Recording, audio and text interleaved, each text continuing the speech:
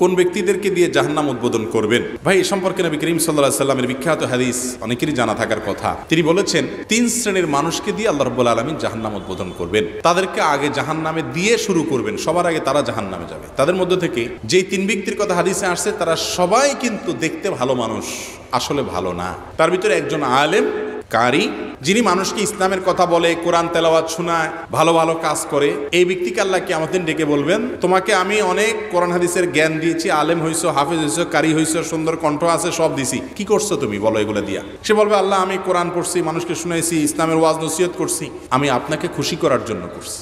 আল্লাহ বলবেন, না, তুমি মিথ্যা কথা বলতেছো, তুমি আমাকে আমার সন্তুষ্টির জন্য করো না, তুমি করছো মানুষের কাছ থেকে বাহবা পাবা, লাইক পাবা, ভিউ পাবা, দুনিয়ার ধান্দায়, এবং যেটার জন্য করেছো সেটা দুনিয়াতে পেয়ে গেছো। এখন তোমার কাছে জন্য আমার কাছে আর কিছু নাই, আমার নেয়ামতের কোনো শুকর তুমি আদায় করো নাই। এরপর তাকে জাহান্নামে ফেলা হবে।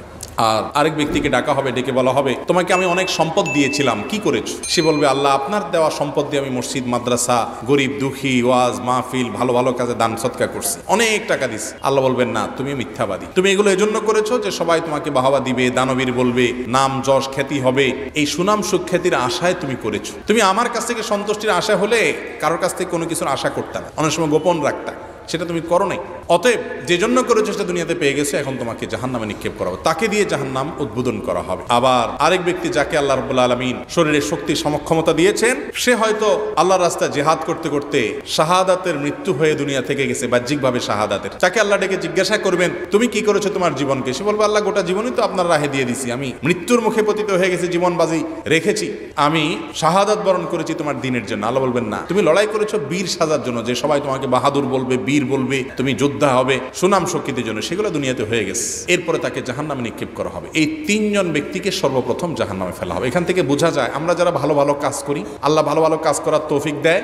যারা খারাপ কাজ করে বা ভালো কাজ করার তৌফিক পায় না, তাদেরকে তাচ্ছিল্য না করে আমার আমলটা কতটুকু আমি সেফে রাখতে পারতেছি, কতটা আমি নিরাপদ রাখতে পারতেছি, কোনো রিস্কের মধ্যে পড়ে যাচ্ছে কিনা, সেই হিসাবটা আমাদের বেশি কষা দরকার, ঠিক না বেঠিক? অনেক লোক আছে নিজে একটু ভালো হলে আর দুনিয়ার অন্য মানুষকে মানুষ মনে করে না, অহংকার করে। অহংকার করার কোনো কিছু নাই ভাই। আমল করার পর সেটা যেন নষ্ট না হয়। বিশেষ করে এই যুগে, তো ফেসবুকের এই যুগে, সোশ্যাল মিডিয়ার এই যুগে, ভালো কোনো কাজ করব আর ফেসবুকে সেলফি তুলে ছবি দেবো না, এটা তো হয় না। লাইকের আশায়, কমেন্টের আশায়, ভিউর আশায় এ ধান্দায় করি আমরা।